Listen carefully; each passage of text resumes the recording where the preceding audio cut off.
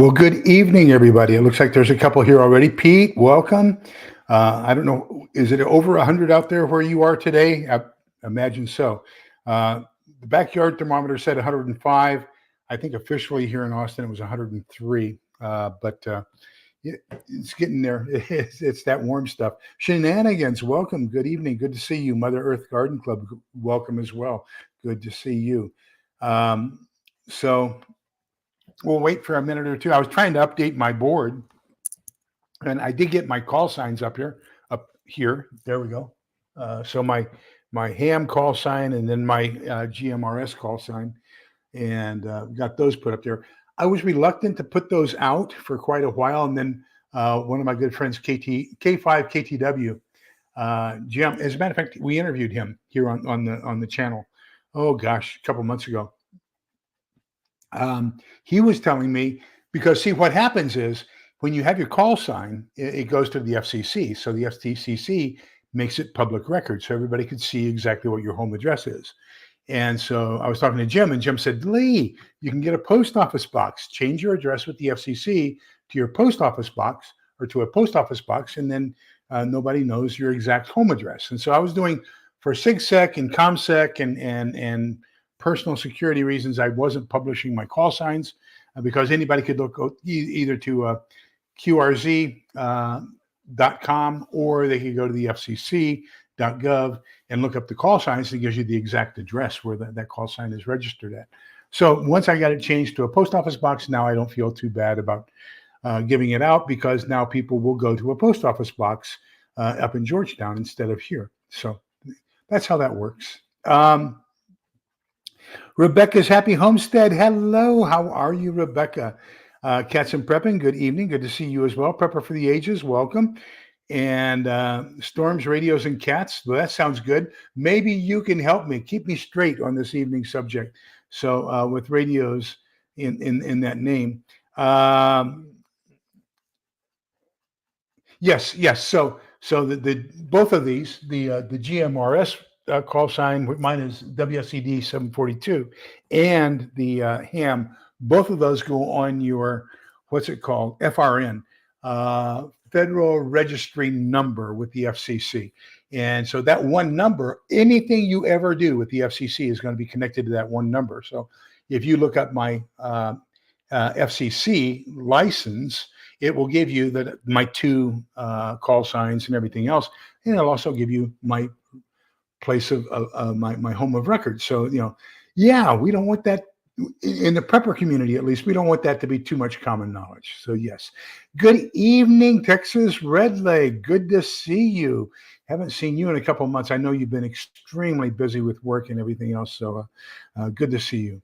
Kaylin Strain, good evening. Welcome. Good to see you. And she's been working hard on an international food fest for the last week or so. And she was doing Polish food, pierogi, and a salad, a cucumber salad. So welcome. Good to see you, Kaylin. Holly Ivans, good evening. Welcome. Diana, too. And I think that's pretty much it. Well, I'm going to try to teach you in very, very big. I wanted to tell you, I was trying to put this up with two-sided tape. So I am on the board of directors for District 13 of PrepperNet. Fantastic organization. It's available to you. Just go to preppernet.com.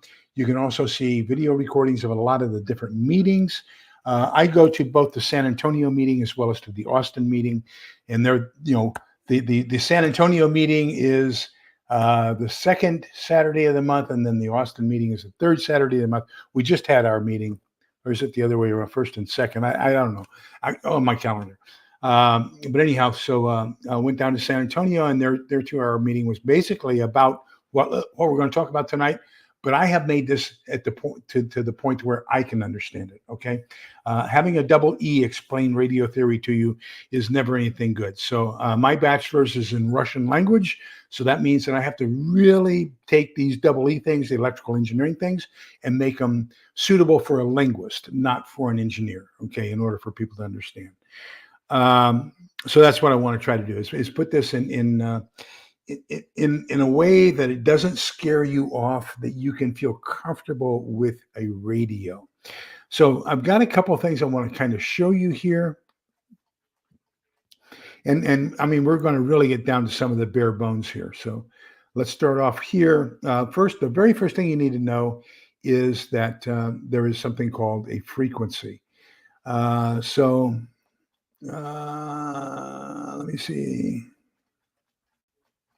if I can find my, I've got too many tabs open. That's not what I want. That's not what I want.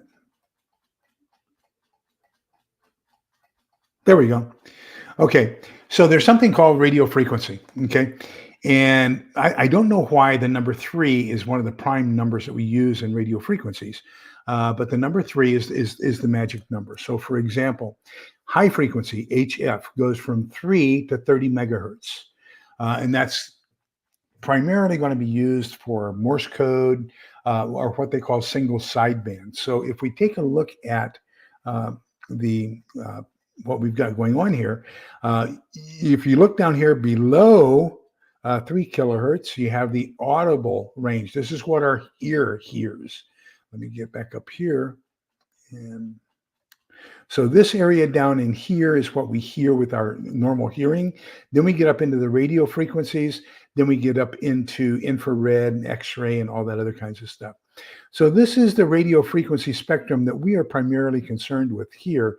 And it goes from about 30 kilohertz up to, just over 30 gigahertz. Okay. So gigahertz is basically 30,000 megahertz.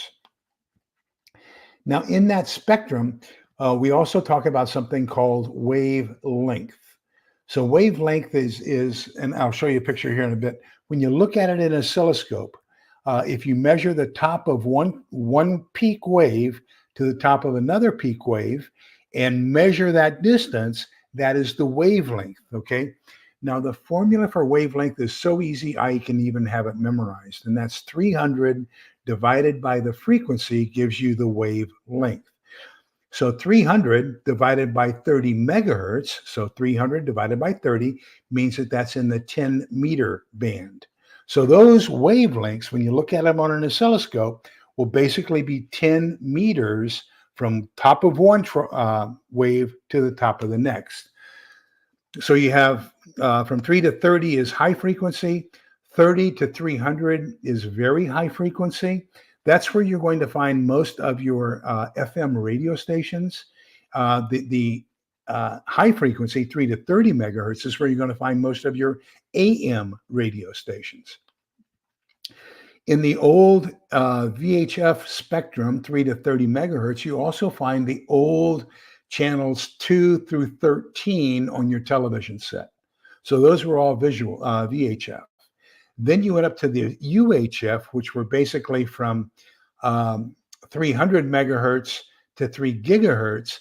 And that's where you're going to find the UHF channels. That's also where you're going to find the handheld ham radios.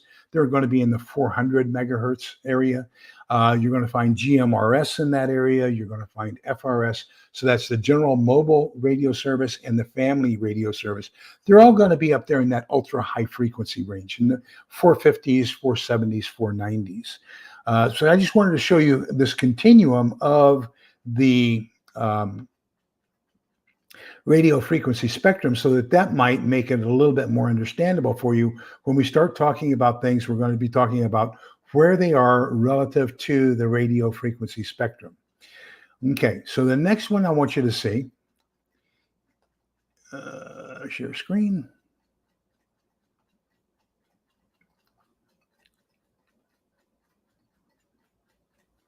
Let me get rid of that one.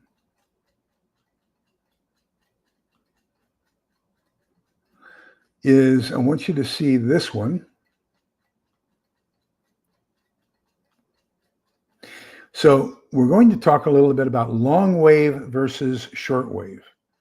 Okay.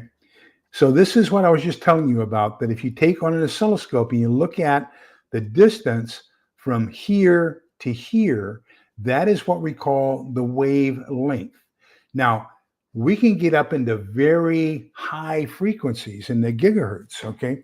So let's take 30 gigahertz. So that's 30,000 megahertz, okay? So we're going to take 300 and divide it by 30,000. Now we're down into centimeters of wavelength. So that means it's a very short distance between the peak of one of those waves to the peak of a second.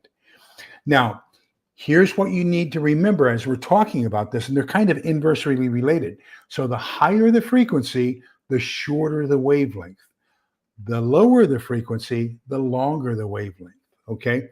So what you see here is the difference between a long wavelength and a short wavelength. Okay.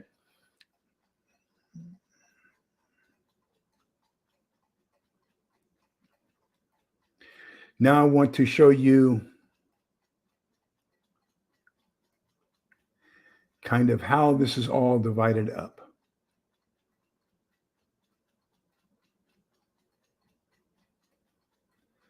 I think that's it. Yeah. So here is basically the radio spectrum in that HF, VHF, UHF range. So we're talking from 3 megahertz up to 300 megahertz. So that's this bar here. So if you take a look at this bar up here, that's dividing up all of those different frequencies into who can use what, where. So you see that it's broken up into little bitty pieces inside each one of those spectrums. And those are the bands that we operate on with either ham, FRS, Family Radio Service, GMRS, General Mobile Radio Service, Civil, what do you call it? CB, Civil Broadcasting.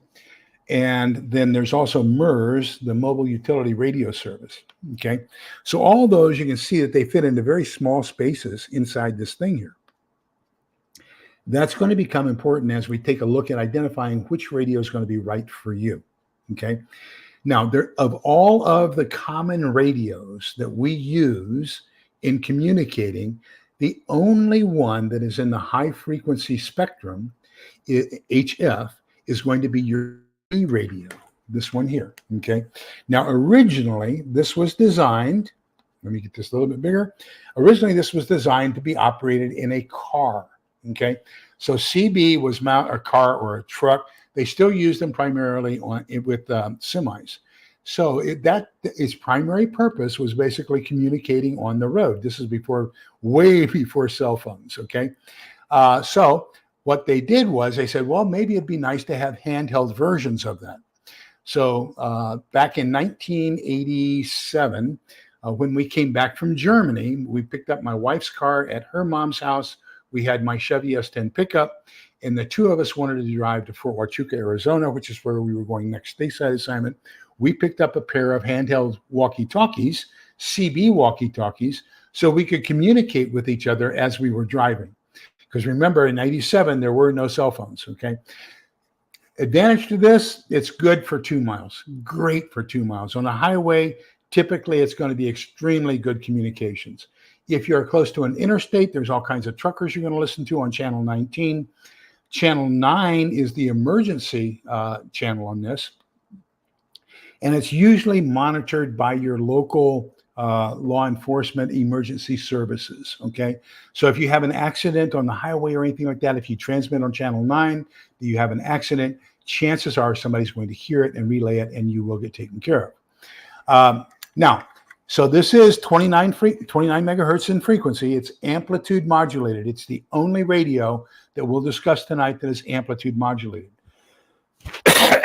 So think of the difference between on your radio dial, you have like, oh gosh, we used to listen to 1290 and 1520 and 940 and KHEY Radio 690, El Paso, Texas, country western. But anyhow, those are all AM stations. So you know how they get kind of scratchy and they have a lot of interference and everything else? Same thing here. It's amplitude modulated. We'll talk about the difference between amplitude and frequency modulated in a minute. All the other radios are frequency modulated, so they're going to be a little bit more clear in what you hear, okay? But I tell you what, for the money, for short distance communications, this is a fantastic choice for you to have. Disadvantage, it uses a special type of connector for the antenna.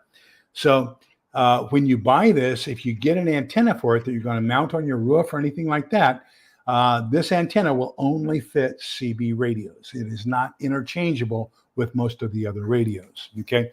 The one thing I don't like about this is probably one of the best radio companies out there, Motorola. However, what I don't like about this radio is back here, it takes 9 AA batteries to operate the thing, and they don't last very long either.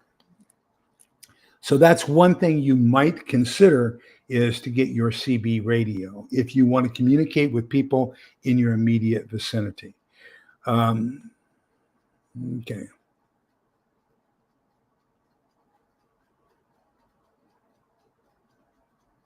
I did that one. Okay. So now let's talk about, we'll get rid of that one. Get rid of that one. Okay. So now let's talk about AM versus FM. So this is your carrier wave here. So that, remember that from here to here on your carrier wave identifies the frequency that you're transmitting on. So you always have to be tuned to the same frequency. Remember, you can't listen to 1490 KOMA on 620 or 690 KHEY, right? You have to have the right frequency tuned in on your radio to hear it. That's what this carrier wave is. Then we're just going to call it magic. The actual word is called heterodyning, but the word I'm going to use is just magic. We can either make that frequency modulated or amplitude modulated. This one here is amplitude modulated. So notice how there's a difference in the height of the wave or the amplitude. So we are modulating it by changing the height of the wave and then mixing it with this one to come up with the signal that's going to go out. Hello, Jack. Welcome. Good to see you. Muskoka Oma, good evening. Welcome. On the other hand, the F magic, frequency magic, notice that we're changing the distance between the two peaks. And that's how we're going to modulate it and add it to this one. And so that's the difference between the two. Since amplitude modulation is looking for variances in strength off of the carrier wave, and frequency modulation is varying the frequency of this, and that's what we call a bandwidth, okay? So if they say that we're operating at 30 megahertz with a bandwidth of 1 megahertz, that means you're center tuned on 30. Down here is actually at 29, and up here is actually at 31. So that's that plus or minus 1 megahertz of bandwidth that you're listening to. I'm sorry, no, I said that wrong. That's plus or minus 500 kilohertz to make 1 megahertz wide bandwidth, okay? But anyhow, you get the idea that we're changing. So some of it's going to be at a frequency higher than the carrier wave, some of it at a frequency lower. That's the difference between the two. That's all the more you need to know about it, is that the two are totally different ways of sending messages, and they cannot be interchanged. One is different from the other, okay?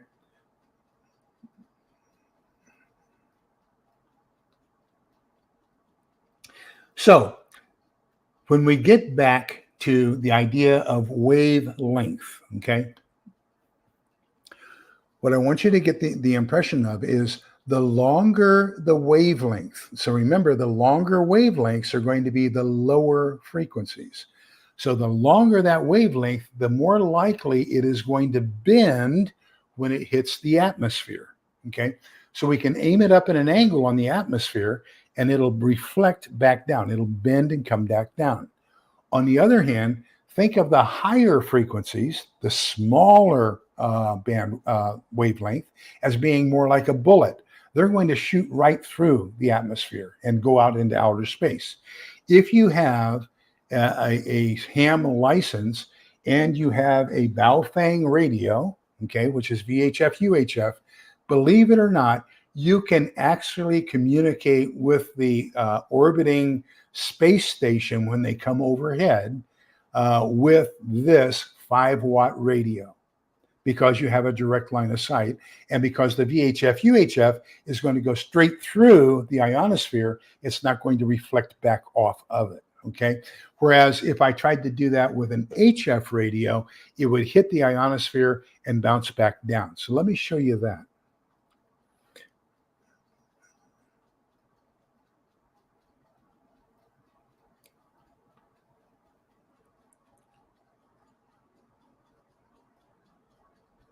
Oh, if I can find it. There we go. I think that's it.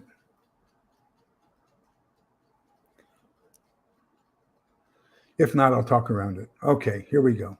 This is actually talking about line of sight. But uh, so we said that the lower frequencies, oops, what happened? It didn't show. Share screen. And then I got to go and check and see for questions. I may have.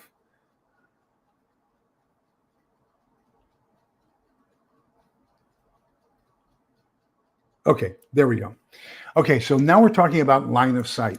So remember, if I have an HF and I transmit and I come up here, it can bounce back down over here, and that's called the skywave.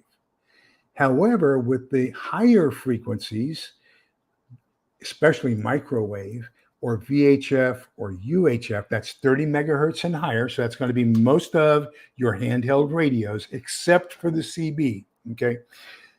It must be line of sight. That means that signal is going to go in a straight line. It's not going to have very much curvature to it. There is a little bit of curvature. I'm not going to go into the physics behind that, but there's a little bit of curvature. But primarily, it's going to be line of sight from you to the other person. Okay, so you have to be able to see their radio in order to transmit to it. So things can block it. So what kind of things can block it? Hills, mountains, buildings, other people, trees, forests, all those things can basically block a signal from going through. Now, there's three kinds of blockages. Okay, there's glass. Signal goes through glass, right? So that's going to be a permeable blockage. Okay. The second one is going to be a reflective blockage. That's going to be pretty much anything metallic or a building even. So my radio beam is going to hit it and it's going to kind of reflect off of it, kind of like a mirror. Okay. So think of the first one, glass, it goes through. Second one, mirror, it reflects back. And then the third one is what they call absorptive. So whatever it is there is just going to kind of suck in like a sponge my signal and eat it up and not do anything with it. You'll never see it again. That's going to be things like forests and trees and other living creatures and things like that. They just kind of have a tendency to suck in the energy and not let it go anywhere else. So if you're in the middle of a forest, trying to get that signal out is going to be difficult. So typically, and we're going to look here, the horizon for most people is going to be somewhere around 2 to 5 miles on a regular, like on a lake or something like that. So the best way, and most people are wrong, they think that the way that you get past that 2 to 5 miles is increased power. No, it's not, because you've got an obstruction. It's called the curvature of the earth, okay? So if you have a half watt of power and it won't go through, if you increase that to 5 watts of power, it's still not going to go through. You have something that is impenetrable called the curvature of the earth. So just increasing your power is not going to get you through that obstacle. Okay. So how do you get past that obstacle? You raise the antenna, either of the transmitter or of the receiver, so that you get above that horizon. There's a guy, K5KDW, who did a video, and he took one of these, and the typical range for this without a repeater is going to be about 5 miles. Okay. So he went up in an airplane and he transmitted from 5,000 feet above the earth and started calling people and doing all kinds of radio contacts. He got a range all of a sudden of about 50 miles with one of these, with only 5 watts of power. So, I mean, as long as you have the line of sight, you don't need a whole bunch of power. Okay.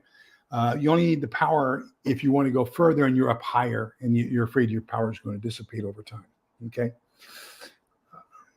Okay. So that's, if you want to get further distance, get a higher antenna. Okay. Now let me go back and check and see if I have lost anybody. I don't think I have, but just to make sure. And also, Jack, good day. Welcome. I think I've already seen you and said hi. Rebecca, always pleasure to see you and John both. So I'm happy to see you. Thank you for dropping by. Appreciate it.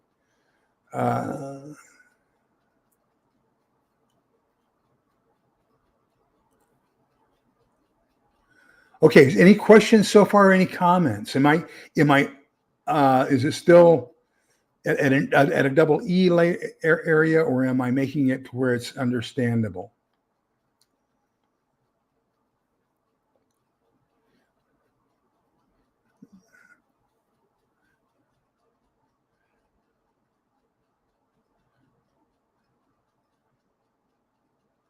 Okay. Let me see. Cuckney Farmer, welcome. Good evening. Good to see Ed Phelps. Good evening. Good for you to join us as well. KP Heathen, welcome from Louisiana. Always good to see you. Okay, so Storms, Radios, and Cats says, funny thing about GMRS FRS, it happens to fall in the 70 centimeter ham band and can carry across the U.S. via ducting. Yes. Really fun when you live in a higher elevation like I do and hear someone from 3,000 miles away. Absolutely. Ducting is a lot of fun once you get into it. And then what you're doing there is you've got the different layers of the troposphere, ionosphere, atmosphere, and they've got these different layers. And so your signal can get caught in between two, where it's basically bouncing between the upper limits, let's say, of the ionosphere and the lower limit, and it keeps bouncing around until finally it gets to critical incident, which means that it's at an angle good enough to where it breaks down and comes down, and then it comes back down to Earth. That can be thousands of miles away. You're exactly right, Storms, Radios, and Cats. Thank you for adding that. Okay, so my next one I want to talk about is, we did optical line of sight. So now I want to kind of show you another optical line of sight and just kind of reiterate this, that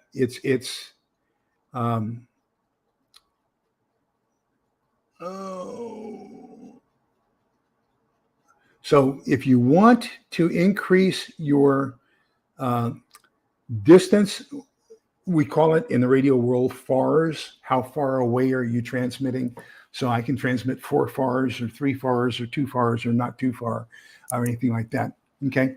So if this is the case here, let me get rid of this comment here. That's kind of blocking the picture. Get a smaller comment. There we go. So you have you and the guy you want to talk to, or the gal you want to talk to, and there's an intervening mountain. Okay. So the first solution you can do is get closer to each other. So one gets up on top of the mountain and the other's at an area where they can see each other directly. Remember, we're looking at line of sight. This is a good transmission. So you're now talking to this person's talking to you. But if you don't want to do that, if you want to stay where you are and the other person stays where they are, then a solution is to put what's called a repeater, which is another radio. And this radio is very, very specific, okay? It receives on one frequency and transmits on a different frequency. Okay, let's go back. There's 2 terms you need to know. One of them is very simple. It's called simplex. So anytime you see an X in radio communications, that means a transmission of some sort, okay? So simple transmission, simplex, S-I-M-P-L-E-X, means that you are sending and receiving on the exact same frequency, okay? Now, there's another one called duplex. So that's duple or double transmission, duplex. You're sending on one frequency and receiving on a different. That's how these Baofangs and Yaesus and other handheld ham radios work. You're transmitting on one frequency towards one of these repeaters, and it doesn't necessarily have to be on top of a mountain. Here in Williamson County, we have one on top of a water tower. We have another one on top of a hospital. We have another one on top of a hotel. So it just depends on where you mount them, okay? But then what that does is you transmit, you want to talk to this guy here, you're actually transmitting up here. So let's say I'm going to use very simple frequencies, okay? These are not the actual frequencies at all. I'm going to transmit up here at 30 megahertz, okay? And then this is going to transmit down to him at 30.1 megahertz. So he is now receiving on 30.1 what I sent on 30.0. He's going to respond to me. Well, he's transmitting the same frequency that I'm transmitting on. He's going to transmit on 30.0, just like I did, because that's what this repeater is receiving. And then that repeater is going to retransmit at 30.1 down to me. So I'm sending to him on 30.0 and receiving on 30.1. He is sending to the repeater at 30.0 and receiving on 30.1. So everybody's sending on one frequency, the same frequency. Everybody's receiving on that same frequency. That's how these operate, the ham radio, the Baofeng UV5R, which is why if you have one, you must pull it out of the box and program it with the frequencies of your local repeaters and the offsets and the tones. Okay, and those will be available to you from your local ham radio club. If there is SHTF and those repeaters go down, this becomes nothing more than one of these. Okay, because now you have to use it in simplex mode. You can't use it in the duplex mode. So you're probably going to get somewhere around 2 to 5 miles max range off of this radio if it's ideal conditions. Okay. So I can get rid of that one. Another problem we have is antennas. So on this one, for example, this is my GMRS. This is a Baofeng 15 GM15 Pro. So this is preset with 22 channels. Okay, and those 22 channels are marked 1 through 22. The nice thing about this is I currently have this on repeater number 4, which is there are 4 repeaters. GMRS can have repeaters like ham, but not necessarily. There's only one of the 4 repeaters here in Williamson County that I can receive, and that is sporadic, and that's 4. However, what I do like about this is you've got a nice little button down here that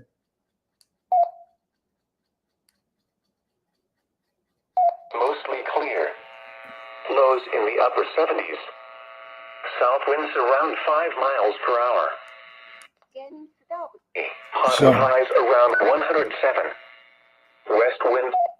So you can get your, if NOAA is transmitting after SHTF, you can get your local weather from the National Oceanic and Atmospheric Administration over this radio 24 hours a day. Fantastic. Now, the other thing is this radio, this GMRS has 22 channels. It also has a whole bunch of privacy codes. Don't believe that crap. The privacy codes aren't going to do you any good. It just means you aren't going to receive, if you have a privacy code set, then that means you're only going to receive what somebody with that same privacy code sends to you. They can be talking away and giving all your secrets away, and you won't hear it because they've got their privacy tone activated. So privacy tone only means you only hear people who have the privacy tone. It doesn't mean that if you send, that only people who can hear your privacy tone can hear you. That's not true. Anybody can hear you. The privacy code only limits who you receive. So be careful with privacy codes and everything. But it says that that there's 22 channels plus privacy codes plus you got all these others. So what they're talking about with all the others is, I think this is advertised as 200 channels. What that really means is there's actually 200 memories in here. So you've got the 22 GMRS channels. Okay. Then you can also go to a frequency mode, and you can do that by simply hitting this bottom key here on this side, and it changes it from channel mode to frequency mode. Now you can plug in some of the exact same channels as you have on your Baofeng. However, FCC, the Federal Communications Commission, Rule 95, says that they have to build in the software so that you cannot violate your authorized licensed transmissions. So you can listen. This radio can listen to this radio. However, this radio, if it's listening to that frequency, cannot transmit to this radio because the software is going to restrict that so that you don't violate FCC rules. Okay. Same thing. This radio, I can plug in all of the frequencies for this radio. And I've got 200 channels I can listen to on this radio. However, I can't transmit to this radio because this radio is limited to 50 watts. And sometimes, you may have a ham radio that is more than 50 watts. So as long as you are in compliance of the FCC Part 95, then they can communicate with each other. So beware when they say multi-band radios. Typically, when they say on a box multiband, they're going to talk about VHF, UHF are the two bands for your handheld ham radios. Okay. So one of the things that you can do is the original.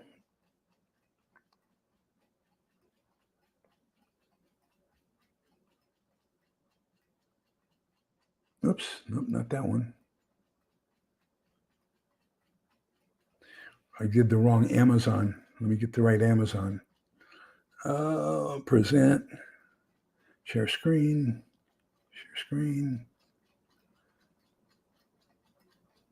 There we go. Genuine Nagoya. So that's what, so that this antenna that I'm showing you here, and this is exactly what I bought. This is the Nagoya NA771 antenna mounted on my Baofeng. It also fits on this Baofeng. So they have the same antenna adapters. This is the stock antenna that came with this GMRS. This is the stock antenna that came with my ham radio. Okay, so notice the difference. And this one's going to give me a little bit better reception and transmission capability.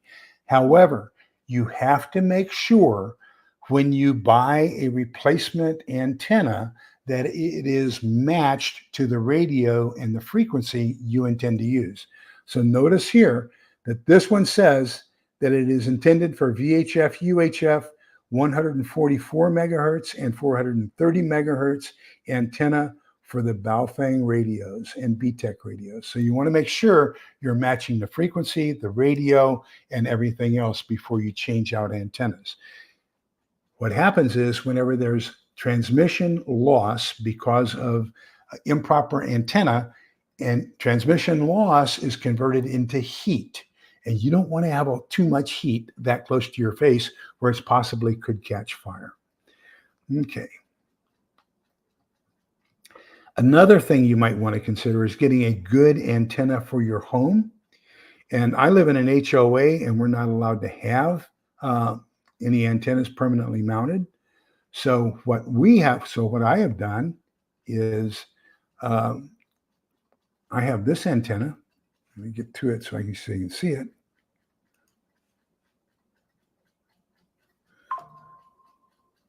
Okay.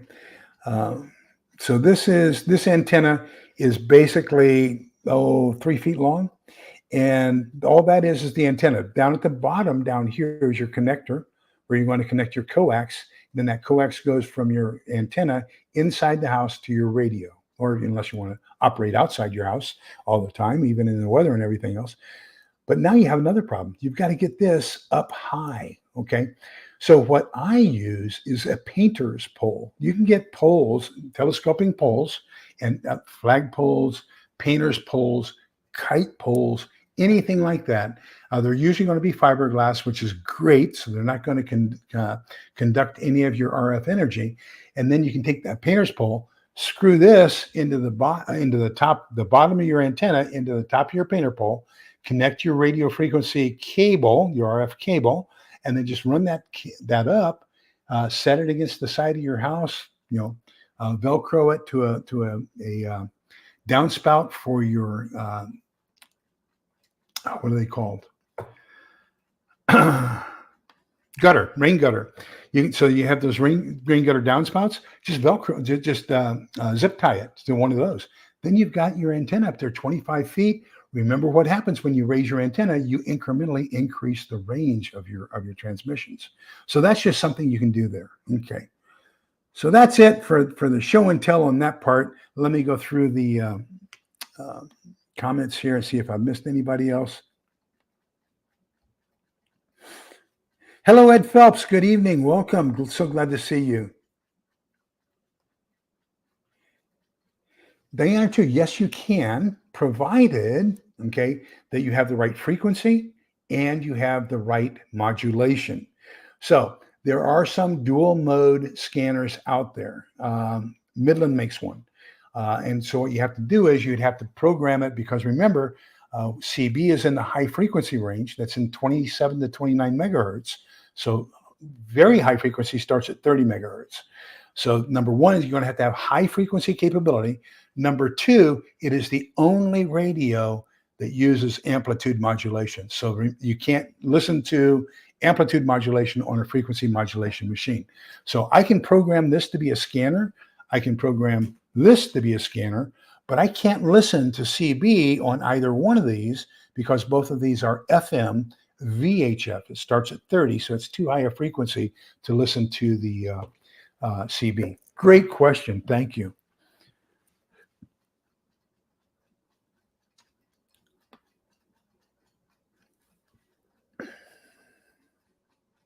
So does AM, Storms, Radios, and Cats, because 14, I think it's 1420, 1490 KOMA in El Paso. And we're talking over 1,200 miles away. KINT, which was 1590 on the AM dial, had their license. They had this, and that was the teen rock channel, played the Beatles and Rolling Stones and Animals and everybody else. Their license ended to transmit at sundown. So at sundown, we didn't have any music. We had KELP 920 AM, and they stayed until 11 o'clock. And so a couple of DJs got together and they went across the border to Juarez, and they opened up XROK, and that became one of our primary teen late night rock music listenings. But we could pick up KOMA, which was a rock station, and we had to wait probably until about 9 o'clock at night. But the ducting, because of the atmospherics at night. Now at night, radio signals go a lot further than they do during the daytime. So yeah, exactly the same thing. Ducting, we could listen to KOMA from Oklahoma City all the way down in El Paso when I was growing up as a kid. Wow, Cook v. Farmer, I am so jealous. Wow. Gosh, what you could do with that. Unbelievable. Oh gosh, I'll have to set up at your place. That's all there is to it. Let me see here. Devil Dog Prepper, good evening. Welcome. Good to see you.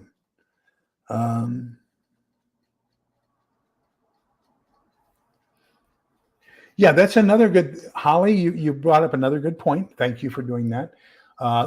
For HF, remember, HF is a lower frequency, a longer wavelength. So you're going to need one heck of a long antenna usually to pick up HF, which is the one that goes around the world. So what a lot of people will do is they will mount that antenna inside their attic. And basically, let's say you're going to transmit around 2 megahertz. Okay. Oh, I'm sorry. HF starts at 3. You're going to transmit at 5 megahertz. Okay. So remember the rule, 300 divided by 5 is 60 meters. So the best antenna that you can have to pick up that radio signal is going to be 180 feet long, 60 meters. Now you can also go to a half wavelength antenna, which would be 30 meters or about 90 feet. So you can make this big circle inside your roof, inside your attic, and that becomes a fantastic HF antenna. So yes, great. Thank you for bringing up the in the attic thing. My HF antenna actually sticks out from it's the poles from a backyard fence have eyelets that go out, and then I have insulated eyelets that stick out about 6 inches away from my fence posts, and then my antenna goes on the perimeter of my backyard for my HF receiving and transmitting.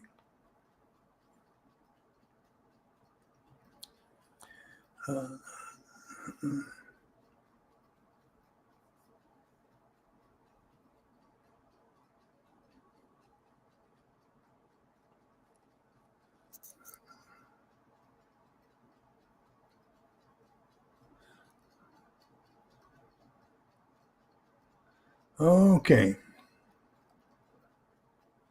Yeah, it's a fantastic little radio. It's my preferred GMRS. So I'm going to show you some other things. I want to show you some things to look for. Well,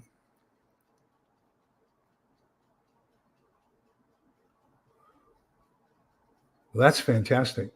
I want to talk a little bit about SIGSEC too, because that may convince you that you may not want to always transmit on high power.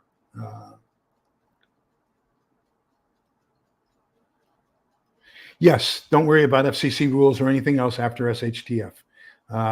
You are absolutely correct.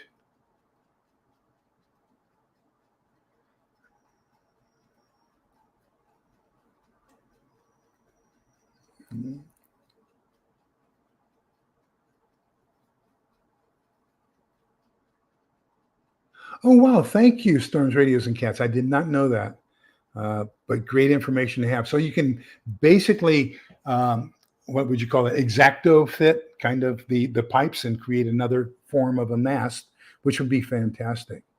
Uh, So, Kaylan, you're going to want the same thing. You're going to want a VHF UHF antenna. So it's probably the best antenna probably for that is going to be somewhere in the vicinity of 18 to 24 inches. You don't want a big antenna, but you do want to get it up high. The higher you are, the better you're going to be as far as being able to have distance. Now, the bad thing about now GMRS is good. Okay, GMRS has the removable antenna. So I actually left this on here just for this, but I have another one of these for this radio as well. But anyhow, the FRS, on the other hand, FRS comes with a pre-made antenna. Okay, so this is not, you can't take it off. This is the family radio service. You got a max of 2 watts, probably a max range of maybe a mile.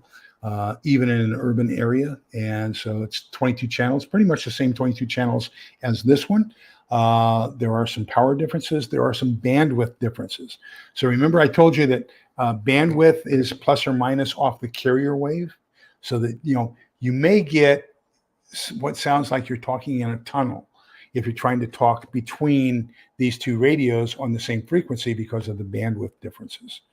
This one is going to always overpower this one, except in the 6 channels that are designated as shared channels between the two, 12 through 18, I believe. I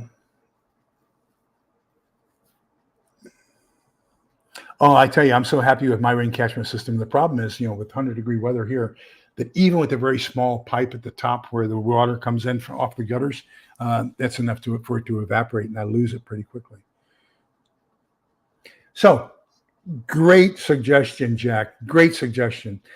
So another idea is if you're going to have like a VHF, UHF, a GMRS or an FRS radio or even a CB radio up, what a lot of people will do is offset it. They'll put up a flagpole and just kind of put a block of wood in between the flagpole and the antenna so that they're separating it away and there's a non-conductive piece in between the two.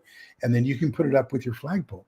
I've seen a lot of people who will put up flagpoles because they can get approval in an HOA to put up a flagpole and then attach a radio antenna to it. And that way, you're not in violation of the HOA rules. So I just want to share that.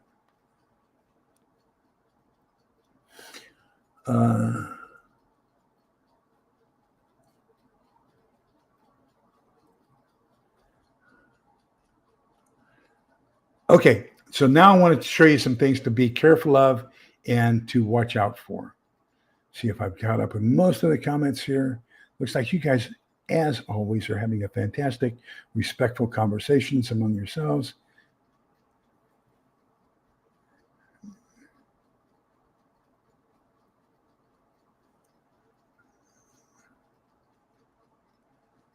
Okay, new comments. See where we are.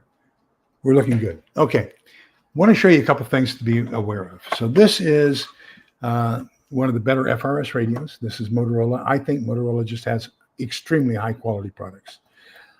Now, something you want to be very careful of is make sure you read them. This one says very clearly, FRS license free. So you don't have to have a license. This is considered a family or even a child's walkie-talkie. So make sure you see that, FRS license free. Now it says, okay, another nice thing here is it says that it has Go Locate.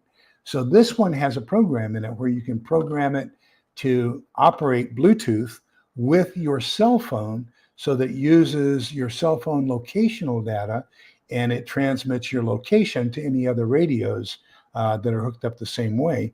so that if you're out with your kids and they have a walkie-talkie with them as well as a cell phone, then you can automatically always know exactly where your children are using this FRS radio. One of the things that gets me, is it on this box? No. I'll show you on a different box. Okay. I've had these for 4 or 5 years, and I had to check and make sure that this is still being sold. I haven't opened them up yet. This is another GMRS set, okay, from Midland. Okay. And so take a look at the back, and it makes says it's got 50 channels, 22 channels plus 28 extra channels. But look at this. It says extreme range. You can get 20 or 36 miles out of these. So then you have to say, that doesn't make sense. That's just, where is it? Where is it? I know it's on here somewhere. There's a disclaimer. Let me see if I can find it. This has also got weather scan, NOAA weather scan. It's got all kinds of different things that you've got in there. One of the nice things I really liked about this is if you're using it in an OP or LP, listening post, observation post, then the call button and your static squelch button have animal noises so that it sounds like a bird chirping or other animal noises, so that it doesn't sound like a radio breaking squelch, and that can be pretty good for you. I don't see it on here, but I thought it was on here. Maybe it's on the other one. But okay, I know it's on this one. This is another Midland. This is the crosstalker. So this is an FRS radio. But see here, it says 22 channels plus 28, 38 privacy codes. It's got channel scan, all this other kinds of stuff. Then it comes down here. Oh, no, this one says it. Oh, there we go. Look at that. I'm looking for something else. I found what I wanted originally. But right here, look at this, okay? So it says the maximum range if there are no site obstructions to include the curvature of the Earth. So it shows you transmitting from the top of a mountain down to another person 36 miles away. I can believe that, okay? But you're not going to be transmitting from a mountain down into a valley very often, okay? Then it shows here that you're kind of in an open area with a couple intervening trees and everything else. And it says parallel obstruction in line of sight is medium range out to 5 miles, okay? And then it's got short range, major obstruction in line of sight up to 2 miles. So read the fine print, okay? Because it tells you right there. Yeah, if one person's up in an airplane and you're on the ground, you can communicate 36 miles, okay? Otherwise, the curvature of the Earth is going to intervene. You're not going to get that kind of range. You're probably going to get a maximum of about 5 miles. But this one, and it also has one more thing I want you to pay attention to here, and it's in small print. If you want to practice with it before SHTF, then it says, here it is, right here. It says right here on the bottom where nobody would typically look, it says FCC license required to operate, okay? So this one, you have to have your GMRS license in order to use it, but it's the same for all intents and purposes for your prepper group in your area around your home. This is all you need, an FRS radio, okay? Family radio service. And that's going to do you good. So I hope that helps explain a little bit about the different kinds of radios. If I have a group, in my group, we use all FRS radios, okay? Now they can report to me and everything else. And there's one last thing I want to share with you. And we did a book review on this guy, John Jacob Smith, maybe 2 years ago. And his book is The Partisan Operator's Guide. Really good book. Let me see which one of these tabs it is. I discussed that. Here we go. So that's called Radio Freak. Okay. So the last thing I want to share with you is something that's really, really neat. And Radio Freak, where are you?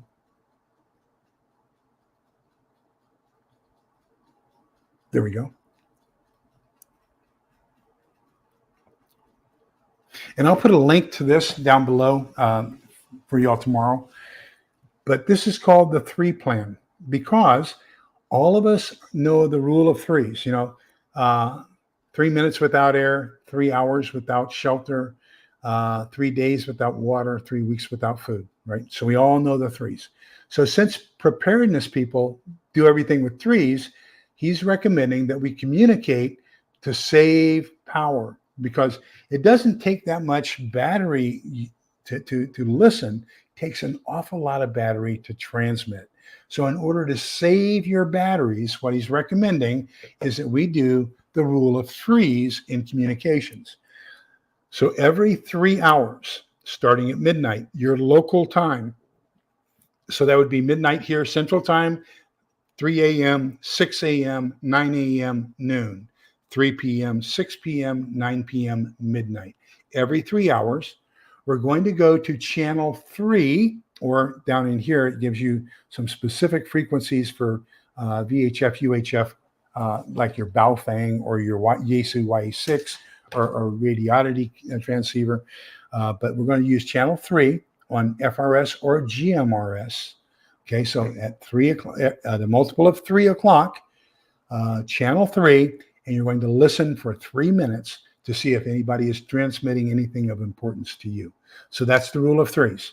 Every 3 hours on channel 3 for 3 minutes. Okay, so I'll leave that link down here so you can all see that so that you can keep in communications with anybody else in your greater neighborhood once SHTF happens. Let me catch up. So evidently somebody's trying to do some religious stuff here. Let me see.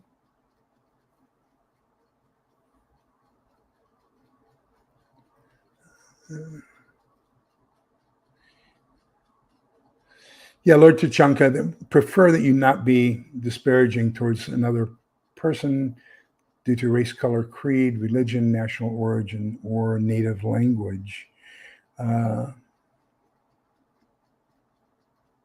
We try to keep it on prepping.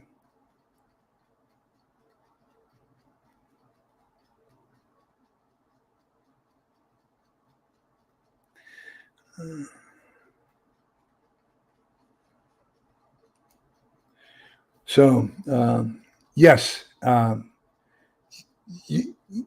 everything.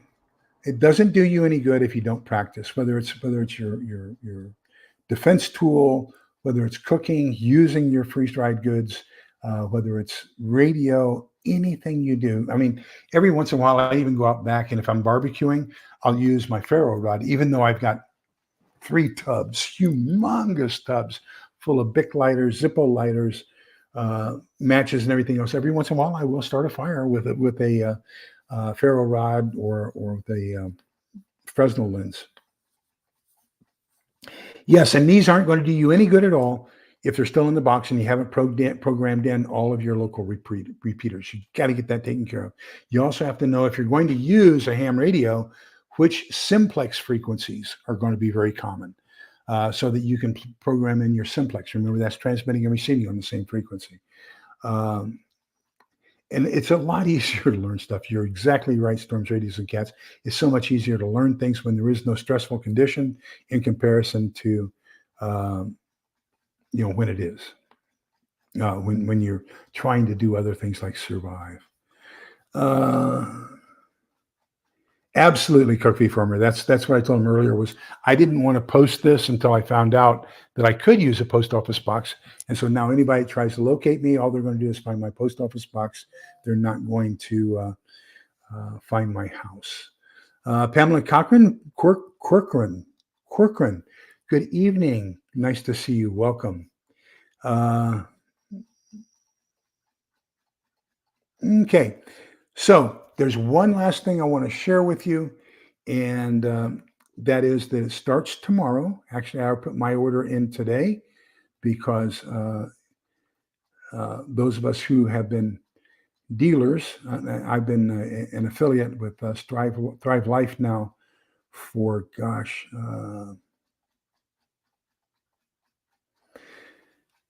2009, so probably 15 years. I've been a Thrive Life consultant. So we have our back to school sale going on right now. And so for you, for people who are not Thrive Life consultants, it actually starts at midnight tonight, uh, Utah time, Mountain time. So, like in the East Coast, that'll be 2 a.m. And for here in Central Texas, it'll be 1 a.m. For consultants, we were allowed to order today. I put my order in $215 worth, but some significant savings up to 50% off. And so I would like to recommend that you check out, if you are interested in freeze-dried foods. I primarily would say that your primary interest in having freeze-dried foods would be those things that you won't have refrigeration for, but you want to keep. So I do primarily the dairy products and the protein products, the meats. This time I'm ordering diced beef. Last month you saw that I had two different kinds of chicken that I ordered in my Prepper Pantry haul. This time I'm doing diced beef and sausage are the two meats that I'm ordering this time. So strongly recommend you take a look at that. That's Lee's Prep, LEESPREP.thrive, THRIVE, life, LIFE.com. This sale is only good through Saturday. So if you want to get it up, some items up to 50% off. Once you do get, if you say that you want to have it delivered on a monthly basis, and then once you do, you can always say delay the shipment. Actually, what I did was, I'm telling them to ship my 4th of September shipment early so I can get this the sale pricing, but it'll count as my September monthly order. Once I get $99 worth of order on there, it's free shipping. So plus you get another discount if you are a member of the monthly delivery program. So check that out if you want to. If you're looking at some freeze-dried foods, then that might be something you might want to consider. Yes, so there is a program on that you can get, and it's free, it's downloadable. Download it for the particular model of radio that you have. It's called Chirp, CHIRP. It uses a special adapter, and it plugs right into the side of your radio.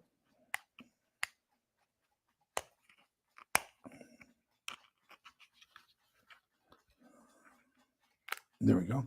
So it plugs in right here. Let me stop sharing this so you can see it. There you go. So it plugs in right here. It's a 2-hole adapter. It plugs in here, and then it plugs into your computer. And it's a comma separated value table when you enter it into Chirp, and then you just hit send, and it sends it all into your radio, and bingo bango, you've got everything you need programmed into it. And then all you have to do is use the channel up and channel down to go through all your different channels that you've just programmed into your radio. You can also, there's also one that looks like a Z down here on the bottom. So let me turn this on.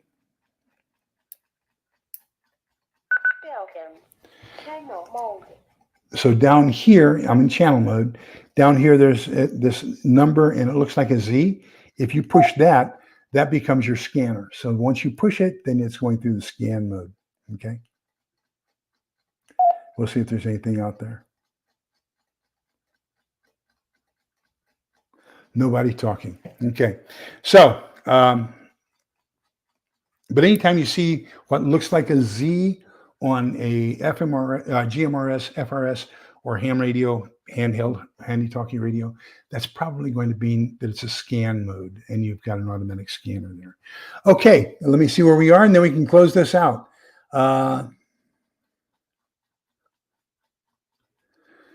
So Cuckbee Farmer says, selectively program your group's radios. Not everyone needs every channel.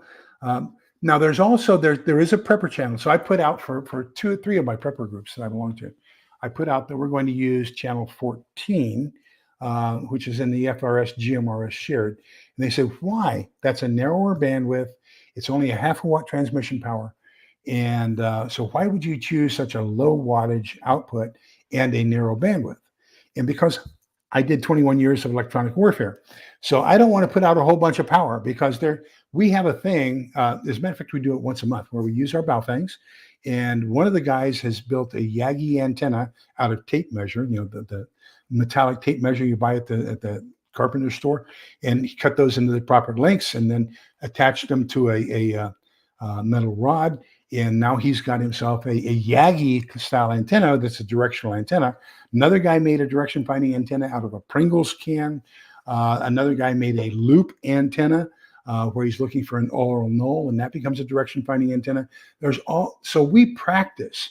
If you're an active ham guy, and especially with UHF, VHF, we do what they call rabbit hunts on a regular basis, and that's where we DF trying to find a signal and be the first one to get it. And that's how you win that weekend, is you're the first one to find that transmitter that's been hung up somewhere.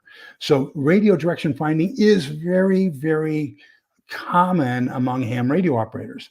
So the more power you have, the easier it is for them to direction find you.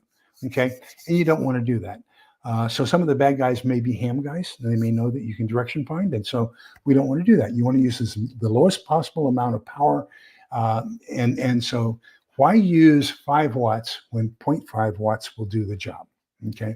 You just want to communicate with the people in your neighborhood. So go with the lowest wattage possible, go with the narrowest bandwidth, so that if they're scrolling through, it'll take them a little bit better of a chance, you will have a better chance of being hidden than with a broader bandwidth. Okay. So that's my suggestion, is go with as minimal of a transmission power as you can, go with the narrowest bandwidth you can, and that's going to be your signal security, so that you try to stay away from becoming direction found. Okay. Okay. So with that, thank you all so much for being here. Oh, by the way, I did decide on the book that's going to be after. Gosh, I got so much junk here.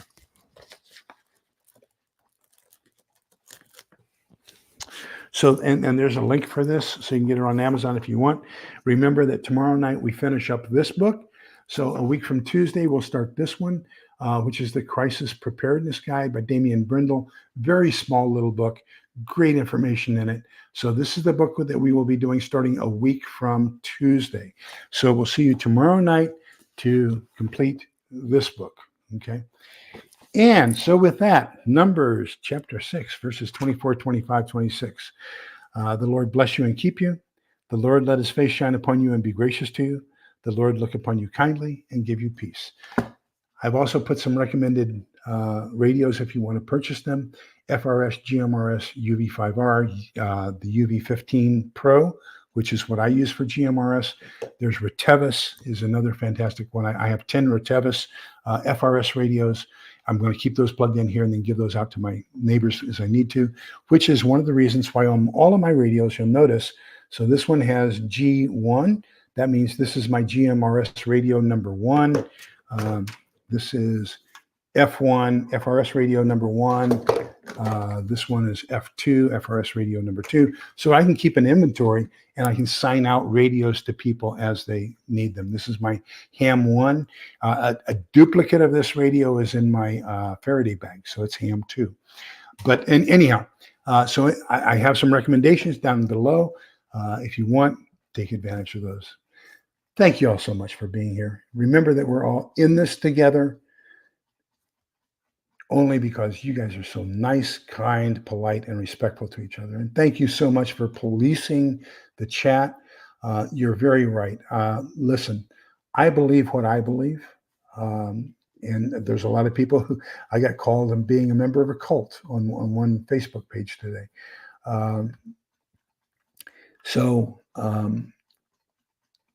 People believe, and I think all of us intend to do good. And that's why I read the Old Testament as well. I think that we all want to do good. We just need to be kind, polite, and respectful to each other. Treat each other with respect. Don't denigrate another person because of race, color, creed, national origin, gender. A lot of reasons. We just need to accept each other and try to live with each other and try to be as good as we can to each other. And that's what's going to get us through this at the end, because remember, when this is all over, those of us who are prepared are going to be the core of the new civilization. So that civilization is going to be what we build it to be. And we want it to be kind, polite, and respectful. Thank you, everybody. Have a wonderful evening. See you tomorrow night. Take care. Bye-bye.